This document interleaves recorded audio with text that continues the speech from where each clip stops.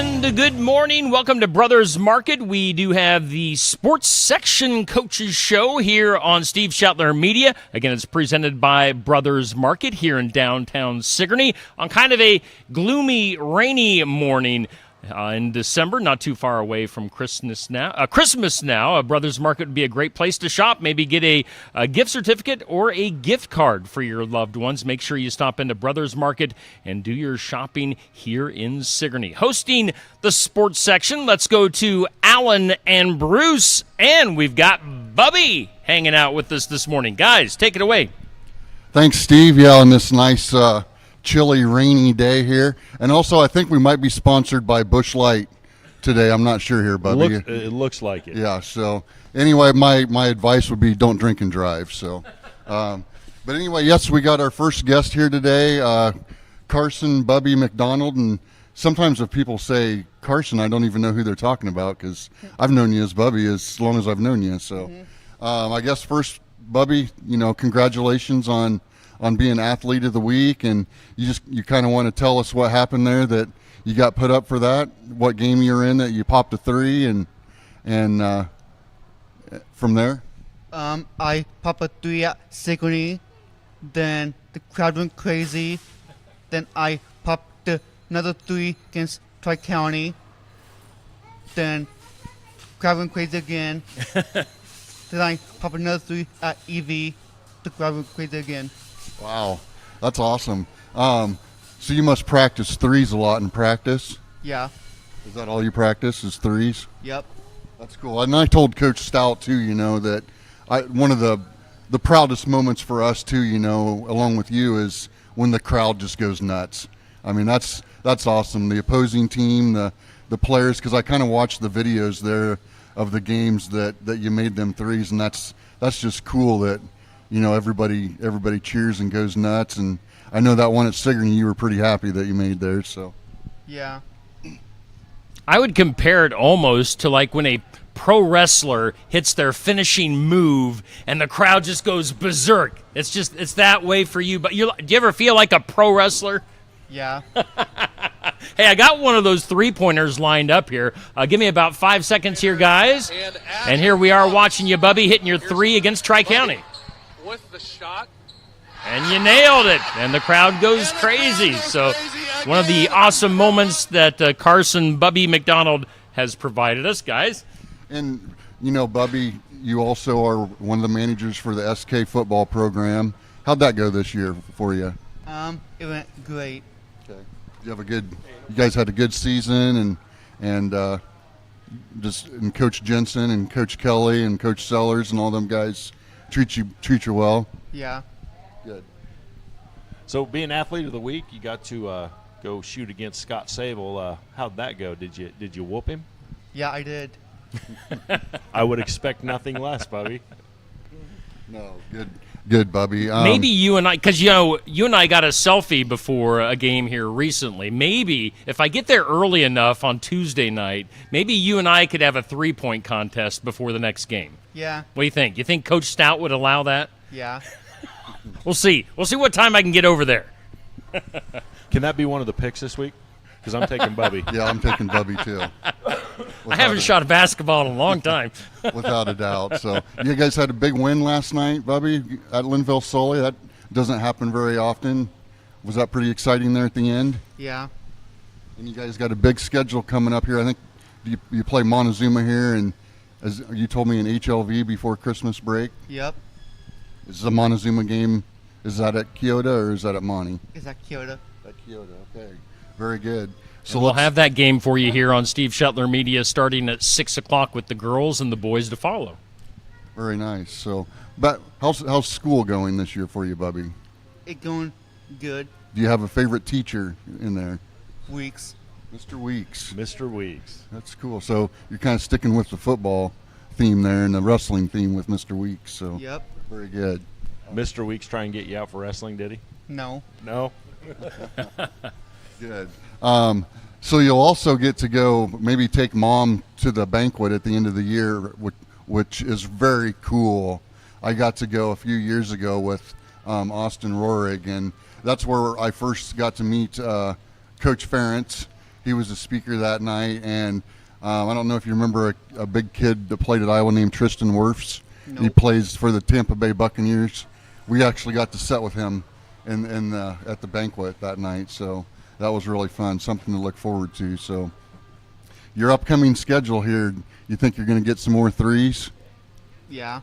Okay. I think you lead the team in percentage for threes now.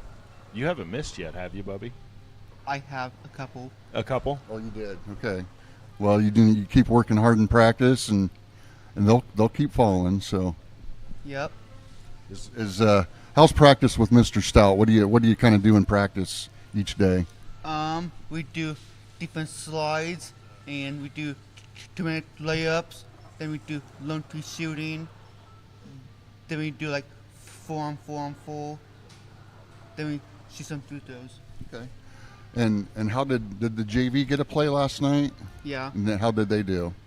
They lost 2. Oh, they did. Okay, so I was going to say they got a pretty good group there too for the JV program. So, Steve, you got any more questions for Bubby here? I don't think so. I'm trying to think, but I'm flat out of questions. Okay. Well, Bubby, we just kind of wanted you to come in. We got a lot of viewers on here that, we felt like you needed to be recognized for your accomplishments. So, thank you for coming in today.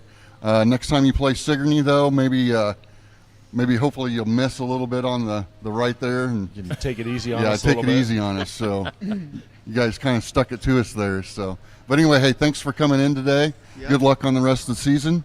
Okay, and we'll see you during basketball. And he's always messaging me on Messenger, so we talk quite a bit, don't we? Yeah. So anyway, thanks a lot, Bubby, for coming in. Tell your mom thanks for bringing you over too. Yep. And we will see you later in the basketball season. All right, thank you. Thanks, you. Bubby. Keep making All those right. threes, buddy. That's Bubby McDonald with the Kyoto Eagles. And again, we can look at his three-pointer from the Tri-County game. Let's bring that up here quick. And here we go. And Ashton Thomas. Here's Bubby with the shot. Again, hitting it in that Tri-County game. Bubby with a 3. All right, we're back here on the sports section at Brothers Market in Sigourney. And let's go back to Alan and Bruce. Thank you. Go ahead, guys. Take it away. Sorry, I didn't even know we were back on live. So, at the corner of my eye caught that bush there. So, thanks, Steve. Here, anyway, our second guest and last guest of the day, Mr. Nathan Kelly. He's a high school football coach for us.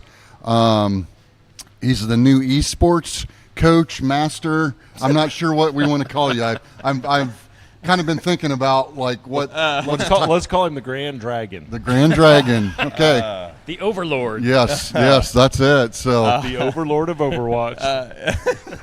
Coach, before we get into the esports here, this is our first time we got you on. Let's go back to your high school days. Just kind of let us know, like where you grew up in high school, your route in college. Okay. I know just a few years ago, you and me are messaging each other about junior high football, Yep. scouting report. Just kind of let us know your path to Sigourney, I guess. Yeah, sure. So I'm from Keokuk, Iowa, originally down in Lee County. Grew up there my whole life. Lived in town most of it. And my folks and I moved out to the country, and I played 3 sports in school. Baseball was probably my favorite sport growing up. Loved it a lot. Wrestling was a lot of fun. We had a really good program in wrestling as well, and football was probably our most successful program. I was really lucky to be a part of a team with some really good athletes on it, and a couple of them end up at Iowa and some other really good Division II programs that kind of took off and allowed us to get a state championship win my senior year, so that was a lot of fun. Just being a part of that ride was an eye-opening experience, Sure. To kind of be a part of that. And then in college, I went to the University of Northern Iowa. I got to be a cat. I love that. And then, end up going and get my 4-year degree there with mathematics and education. So, I don't know. It's great experience going through college up at Northern Iowa because it's such a different environment. They're very inclusive up there when it comes to like getting all kinds of different people involved and different programs. And so it started to open my eyes up. Like there was a lot more windows of opportunity for people to do things. And then I did some student teaching in Omaha, which was an eye opener for me. Wow. You know, so I was lucky enough to go to Papillion La Vista High School. So that was a great time. Learning about all the different people there, and that was fun. And so I started coaching right out of high school too. So I started coaching baseball when I was a freshman in college, actually back home in Keokuk, and was very lucky to coach underneath Coach Wooster down there, who's been a baseball coach down there for a long time. And then I suppose I was at Southeast Warren for my first job for 3 years, and was a part of a couple programs helping out, doing a variety of things. And then I moved over to Cardinal for a couple years. Then I met my wife, and so that changed a lot of things. And so then I moved to Eddyville, and then that's where we started, to interact with each other. Coaching junior high football and a lot of fun, eye-opening experiences. Coaching football at the junior high level because I'd never coached at junior high before, and it was a lot of fun. Getting to work with kids at that age group and being a part of trying to build a program up over there, and then eventually my wife's like, "Hey, let's move to Sigourney," and I said, "All right, let's move to Sigourney." So we bought a house in town, and it was kind of funny how it worked out. As soon as we had signed like the papers to go through the purchase process, I got a call from Mrs. Webb at the school, and she's like, "Hey, I heard you're moving to Sigourney," and I was like, "Yeah, we might have a job opening."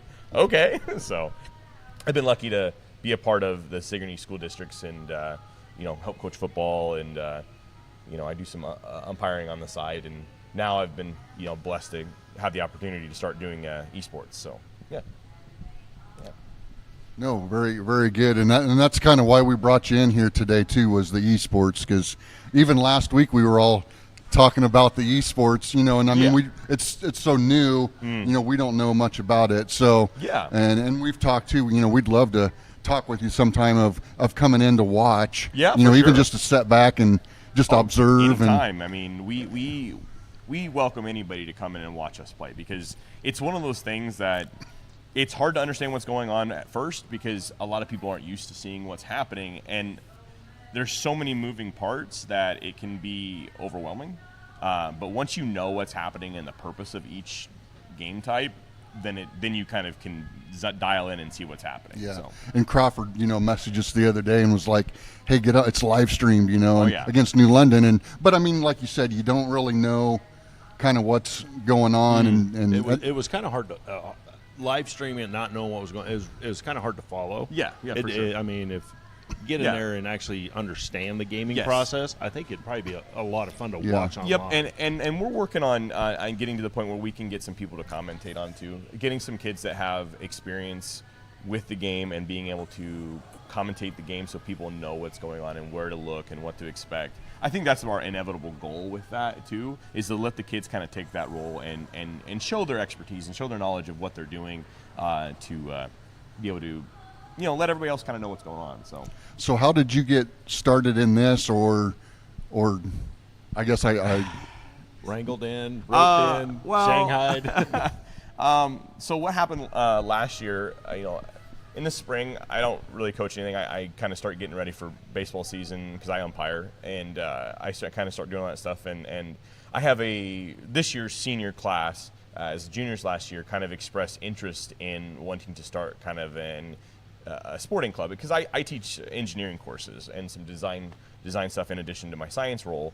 And so I have some kids that are more technology focused, and they were talking about games that they play, and they wish they had a way to compete on a scale that wasn't like the grandest scale. Because with esports, there are professional leagues. Like the game that we're playing, Overwatch 2 right now, there is an Overwatch league that people participate in and get paid a lot of money to do.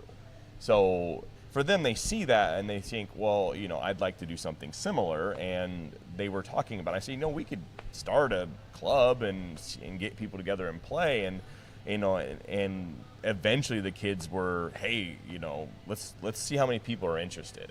And at the end of last year, it was let's get everybody in a room that might be interested in playing some kind of an esports game, whether it's Mario Kart or Rocket League or Overwatch or whatever, and see how many people are in interest. And we had 20, 25 kids in that room at the end of the year.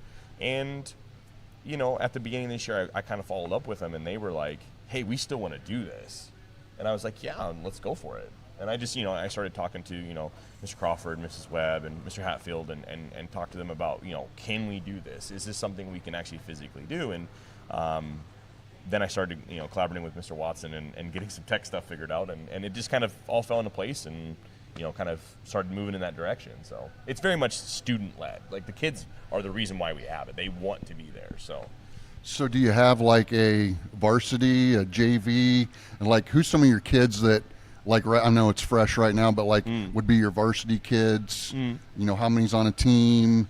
Yeah, so we are a part of the Iowa High School Esports Association, and with the game that we're playing, Overwatch 2, you can have 10 people on a varsity lineup, okay? Well, we have 9 active members on our team. So right now, everybody's technically a part of the varsity roster, but we have some very inexperienced players and we have some very experienced players. And so every game is 5-on-5. And so we choose 5 players to go out and compete. And right now we're using the more experienced players just because, it gives us a better opportunity to compete. But we also, at the end of matches, we have time for people to sub in and play. And anybody can play at any point in time within the match. So, yeah, it's one of those things where you have to take some of your more experienced players to kind of lead and take on those captain roles, just like any other sport. I've got a good group of seniors. I've got 4 seniors: John Klein, Cameron Wilson, Tristan Klett, and Logan Pearson, and they're all seniors, and they're really the force. The reason why we're actually playing is because it was very much them pushing us to go play. So. Yeah, that's cool. Yeah. That's neat. So, how do you guys have like practices during the week? Do you? How does this work as far as practice? What you do in your practices? Yeah. So, as far as practice goes, we practice 2 days in person together. We practice on Mondays and Tuesdays for about an hour and a half in my classroom and in my science lab, using our devices that we have provided by the school district. And we focus on typically strategy, team cooperation, communication, allowing some of the more advanced players to kind of take on mentorship roles with the younger players. We'll split them up and let them, hey, you know what, I'm going to take one of my seniors, I'm going to put them with my 2 freshmen that need to really pick up on certain aspects and kind of have them play together, and then I'll have some of the other group play together. So it's very much focusing on the communication side rather than like the skill side of it. And then on Wednesdays, they do a remote practice. So because, the benefit of doing esports is you can practice anytime. Like, you can literally go home and practice for 8 hours at night if you really want to, So I have kids that meet up on Wednesdays for a couple hours, really. I think one day they practice for 3 or 4 hours, after school remotely. And, and it was great because they can still communicate with each other. It's just through headsets and headphones and such. But then on Thursdays and Fridays, I see them. Like, I check on my so I communicate with all of them through our email system that we use, and I can check on, see if they're playing or not. And like, some of my kids, they're playing at night when they get home, a couple hours together, and they're playing together. It's not just like they're just playing on their own. They're playing together as a team. So, they probably put a lot more hours into it than I even can quantify right now. So, yeah. That's pretty neat that, you're teaching more than just the game, the communication, the teamwork, where a lot of people, the first time they hear, esports playing, it's just like, oh, well, they get to play video games at school, where that's why we wanted to bring you in, to just kind of explain here too of what's going on. Now, is it hard to find teams, other schools to play against, or is there a lot, or? Well, right now in the association, there's over 60 teams that are playing right now, and they're all school teams throughout the state. And they actually classify us into 3 divisions, and we are Division 3 because it's by size, just like any Iowa high school stuff is. They do it by class, and we're Division III because we're obviously one of the smaller schools, but there are 20 teams just in our division. So in Division III, there are 20 small schools that play, and they split us this year into East-West. So right now we're in the East Division of Class 3, and we're playing, New London and Cardinal and Van Buren and Dyke New Hartford and North Tama and those schools. So, I mean, these are schools that we interact with already in other sports all the time. Right. And so we're seeing some of the kids that, may not be a part of every sport that a school has to offer, and we're doing the same. So we're getting more interaction between the different communities that are already playing each other and things. So, yeah.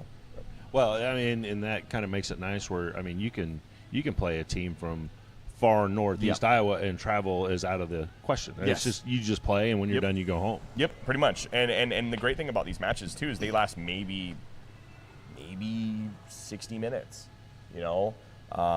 Sometimes they'll go a little longer if you push a game out or you contest every point.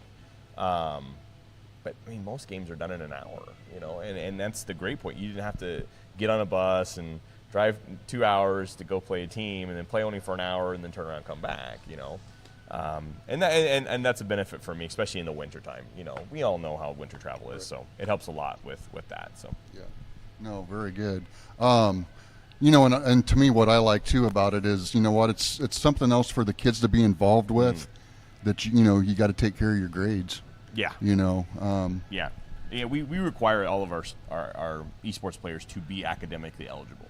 So it's not a school sport, so to speak. It's a club, but at the same time, I still hold them to the same standards that any other athlete would want to be a part of. So, and Mr. Crawford was saying last year you guys have different seasons. So, like for example, this year Brock Alderson's bowling. Yes. Now in the springtime when he's done bowling, he can come join esports. Yep, and that's wonderful about it is the league that we're in. They do a fall season, which is hard to do for us because we have so many kids that are involved in fall sports. I would say none of my team would be able to participate if we're doing it in the fall, But we do have our winter season. They offer 2 different games, so it's not just there's one game that you can play and that's the only game you can play. They offer both Rocket League and Overwatch 2 in the winter. Well, there's varsity and there's JV, and that's boys and girls. These are all co-ed games for them to play. And then in the spring, they offer 3 different games. So now they can go and play League of Legends or Valorant or even Mario Kart, which is probably one a lot of people are familiar with. Yep. It's a racing game. It's a great game. It's a lot of fun. So even for somebody, like me who's older, who plays older. Pac-Man. Yeah. I've got an original. Well, that's Steve, I guess. Steve's a Galaga. Oh, yeah. Great Galaga's game. my game. Great game. And so it's wonderful to give them that opportunity to play. And I'm looking in the spring right now. I've got a lot of interest in both Valorant and Mario Kart 8. So we're going to have, we might have 30 kids out for esports in the spring. It just depends on how many people want to do it. That's great. Yeah. So it's a possibility. So then in your divisions and stuff is towards the end, because I did see they keep records. Is there playoffs, a state champion, or how's that all? Yeah, so it's the way it works out is and they do it by division. So in Division III, because there are 20 teams, they're going to take the top 12 point earning teams. Because every match you can earn you earn a match win, and then how many games you won, and you have a chance to earn up to 3 points. And so the top 12 teams out of all divisions make it to the playoffs, and those and the first round is the seeds 5 through 12 play each other and they pair up, and then the top 4 seeds they all get a bye. Okay, and then if whoever wins out of those, the last 8 teams, they actually go to in person in Marshalltown, and they get to go play at the state tournament. Wow. Yeah, double elimination title. Cool. So they get to take a trophy home. The state champion in their class, and so there's going to be six sets of state champions this year, so it's going to be pretty cool. So throughout the season, do you personally get to meet the other coaches, or do you ever see the other kids, or? Well, right now a lot of it's discussion via Discord. We have a board that all of the coaches are associated with, and we all message each other and communicate. The benefit for me is I've talked to a lot of these people on Discord and through Skype and whatever other voice chat means that we can do. And I've been lucky that all the people I've interacted with have been great. You know, I know the Danville coach personally. He was one of my students back at Southeast Warren, which is kind of cool. And I know the Cardinal coach. I used to work with her. So, I mean, I have experience with a lot of these coaches because they're educators, you know, just like me and us, you know, and a lot of them are very personable. They're easy to talk to. And if I need to get a hold of somebody, I'll send them a message or I'll video chat them or something like that, and we can discuss what we need to do to make sure things go smooth. So do you have to set your schedule up, or does Mr. Crawford? Or I do that, actually. Okay. Yep. So as part of it, I mean, it's pretty easy to coordinate. It's not like I have to worry about travel and times and stuff like that. It's really just I message the other coach, hey, are you guys good to play at this time? Are we still good to go? Yeah? All right, cool. And then, hey, we're going to meet at this time, and we'll start playing. I message them, and are you guys ready to go? Yep, we're ready to go. And then it's easy. So the association signs us our schedule for the most part, but it's just coordinating with the other coaches to make sure that it works out. Yeah, because they don't give us set dates. They just give us, hey, you need to play this person this week, and then you have to adjust it to your schedule or whatever works best. So are you trying to get a game in each week, or? Yeah, we actually have a match every week. Of that school during the season. We play on Tuesdays. Our first match actually was 2 weeks. It was supposed to be 2 weeks ago, but it got rescheduled to Monday, actually. So we actually have two matches this week. We have one on Monday and one on Tuesday. And then we have a break for Christmas break. And then as soon as we come back from Christmas break, that following week, we have another match. So we've got 6 more matches to play before the end of the season's over with. So in this, when you're playing, is there like rules that can be broken? Is there penalties? Is there punishment? Like pretty much every sport has, you know, kind of a confined set of rules. Yeah. And if there's a punishment for breaking those rules. Is there anything like that in esports? Well, the benefit of esports is the game confines you to any limitations. So, for example, there's a new character that came out in Overwatch 2, and it is not allowed to be played, because it's still being worked, and they're testing it out to make sure it functions correctly and to make sure it's not too good, you know, because there's balancing issues with any video game. And so that character is in quarantine. You can't play it. And so we have preset match rules that we can set before the game starts, and so it prevents any cheating that occurs. The only penalties I could ever think of, or any like things that would cause a foul or a stoppage or something like that, is if somebody was, you know, griefing another player, you know, and the kids aren't supposed to be chatting towards each other when they're playing anyway. I mean, they would only be the interpersonal stuff, but, you know, they just turn the chat off, and that doesn't happen. So, you know, cool. Yeah. Steve, you got any more questions? Neil? I mean, I know you're sitting up there was very interested in this. We talked there last week, but Steve, anything else to finish up here? My only question would be, does my Galaga high score still stand within your classroom? Well, probably nobody has played it. Nobody has played the Galaga yet because they're still learning out what it is. I destroyed. The high score was 35,000 when I sat down, and I got over 100,000. So yeah, I'm not familiar as much with the Galaga game. So the machine that he played it on is one of mine. It's a multi-cart. It's old, one. like me. It's an older one, and it's got Galaga and Miss Pac-Man on it, and yes. The kids love playing Miss Pac-Man. That's one of their fun things that they enjoy doing, and the kids always break each other records. Like I had one student sit there for maybe 30 minutes just sitting there trying to. And it was during lunch, so he came in and was playing, and he was like, "I'm breaking that Pac-Man record. It's gonna happen." But no, I haven't gotten to the Galaga yet. I'm a Dig Dug guy, so I love Dig Dug. The classics. I'm a pole position guy. Pole position, yes. Really? I have not played that in a long, long time. I think I probably broke my mom and dad with quarters playing that. So that's back in the days when you had to go to an arcade and put your quarters in. Oh, yeah. I'd stand there for hours playing pole position. Tasty Freeze. I would go over the hill from my mom and dad's house to Tasty Freeze and play video games. Nice. No, I used to go over to the arcade that was in Oskaloosa when I used to live there, and I used to spend my money and I was like, here's my $10. I'm going to sit here for 4 hours and play, some of the older games. I like some of the more like two-dimensional, like jumpy games, kind of like Mario. I like playing Super Mario a lot, so it's kind of those kind of games. I'll just waste money doing that. It's fine. Mine was the pop stand. It was on the east side of the square, and it was in the basement. Oh, yeah. Good stuff. Well, Nathan Kelly, thank you for joining us today.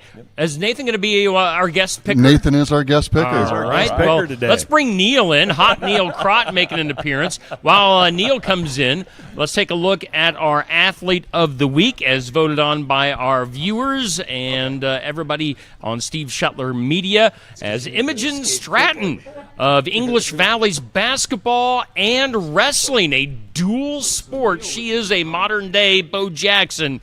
Imogen Stratton, now a two-time Athlete of the Week here on Steve Shuttler Media. She did it for, volleyball back in the fall? Yes.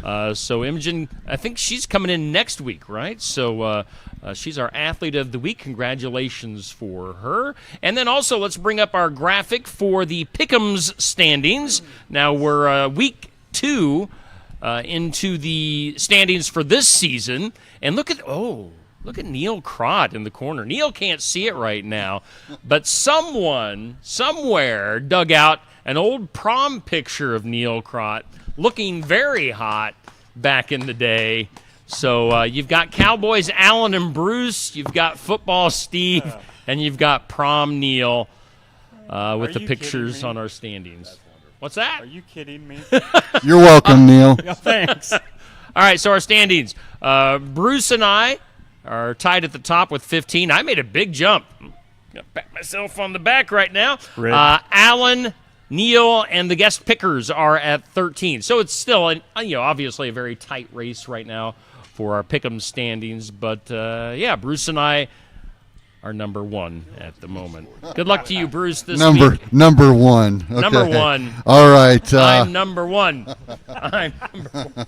What do we got? What all are our right. games? This week we're back. Now today's starting bowl season, so we got our bowls here today. So Neil, pay attention here. Okay, go. Everybody scoot over just a hair. Alan, you stay where you're at. Everybody else scoot towards Alan. There you go.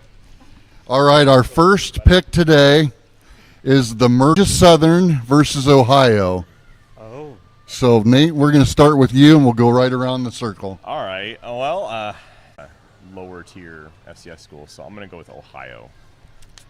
I'm going Ohio. I'm going to go Ohio. Is it Georgia Southern? Georgia Southern and Ohio. Let's go GS, baby. Oh, yeah, this is a South toughie. Georgia. It's a toughie? I'm going to go Ohio. Just, I don't know. I mean, you can't argue with the Bobcats. No. Okay, now our next game is the early game, I think, today. It's the Cricket Celebration Bowl, and it's Howard versus Florida A&M. Are you making this up? Nope. It's a real bowl. It is real, Neil. Okay. Oh, sorry. I was contemplating there for You were a second. thinking about the Howard, Yeah. weren't you? Well, actually, to be honest with you, Howard is a powerhouse, clearly, and so I'm going to go with Howard. Florida. I was thinking Howard myself. Howie it is. Howard, please. All right. Well, a couple weeks ago we had Coach Howard on here, Yes. so I'm sticking with Howard. What does anybody know what Howard's nickname is? The Howitzers. I think it's a dog. I think it's some kind of a dog. I could be wrong, but I'm pretty sure it's a dog. I'm not. I don't know. I I just figured you knew. no. I I'll look it up. yeah. Steve's looking it up for us. Ivy League school, I'm pretty sure, right? Yeah. All right. Our next pick is the R&L Carriers Bowl, Jacksonville State and Louisiana. Ooh. That's a hard one. Jacksonville State probably had some kids, but they all left. So I'm going to go with Louisiana. Louisiana. Jacksonville. By the way, Howard is the Howard Bison. Oh, So, Ah, not a dog. what are we talking about? We got Jacksonville? Jacksonville State and Louisiana. Way down Louisiana. Let's see. I'm going to go Jacksonville State just to be different there we here. go. Okay. The Avocados from Mexico Bowl Oh, I love this one. is Miami of Ohio and App State. Ooh, that's a hard one. I'm going to go Miami of Ohio. App State. Who is it? Miami? Miami of Ohio. Yeah, Miami. Appalachia, please. I'm going Miami. The New Mexico Bowl. New Mexico State and Fresno State. I know Fresno State is a Bulldog, so I'm going with Fresno State. New Mexico State. Where is this held? Somewhere in New The Mexico. New Mexico Bowl. I figured it was held in like Iowa.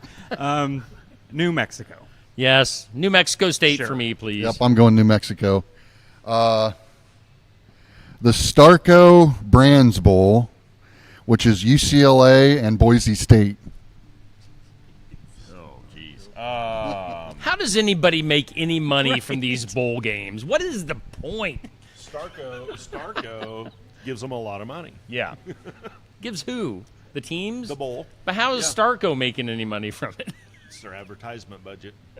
Yeah, for the whole year probably. The Steve Shuttler Media Brown Tecmo Bowl. Tecmo Bowl, which would be a lot of fun. Just play Tecmo toilet Bowl. bowl. Yeah. By the way, put me down as a sponsor for a Tecmo Bowl tournament. Hey, you know and what? I'm Let's go. in. I'm down. I'll take the Raiders. Bo Jackson all the way. Exactly. I'll just run out the half. All right. I don't know. Isn't Chip Kelly still at UCLA? Yeah. Okay, I'm going to take the Fighting Chip Kellys. UCLA. Yes, UCLA. Who are they playing? Boise State. Oh man. What the heck? Boise State. Oh. Yeah, I'm going to go Boise State. That's the benefit of picking last. Yeah. Okay, the Independence Bowl. That's kind of a normal bowl, I think. Cal versus Texas Tech. Let's go with the Red Raiders. Texas Tech. Cal. California, please. I'm going Texas Tech. Okay, the famous Toastery Bowl. Those are like Pop-Tarts. Yeah, Pop-Tarts. Western Kentucky versus Old Dominion. I'm going to go Western Kentucky. Old Dominion. Also Old Dominion. There's only 4 guys in Old Dominion. They're a country band. I don't know how they're going to win a football game, but The other team's from Kentucky, right? So I mean, they ain't got much. Old Dominion. I'm going to go Western Kentucky. The Scooters Coffee Bowl. Oh, Scooter. Texas San Antonio versus Marshall. I'll go UTSA. Marshall. The Thundering Herd. Something thundering. UTSA. Not very good. Marshall, please. I'm going to go Texas San Antonio. And then our last one is the roofclaim.com Bowl. The what? Roof. South Florida versus Syracuse. Yikes. Oh, my goodness. I'll go with South Florida. South Florida. Yeah, why not? South Florida. The Q's. Yeah, I'm going to go Syracuse. So that's our 10 picks for today. Nate, thanks for coming in today and explaining the year sports more. And Neil, thanks for coming in as the guest picker. Yep. So He's not a guest picker. He is one of the pickers. The picker. Picks things. All right. Well, Alan, Bruce, Nathan, Neil, thank you so much for hanging out on the Sports Section Coaches Show live from Brothers Market here in Sigourney. We'll be back at it next week. Tune in. We've got a loaded lineup. Who do we have next week, Alan? next week we've got Rihanna Utterback. We've got Brock Alderson. We've got Imogene Okay. Stratton, who was the athlete of the week. And we got Carly Goodwin. All right. So a stacked show next week. We'll be here live at 8 a.m. at Brothers Market here on Steve Shuttler Media.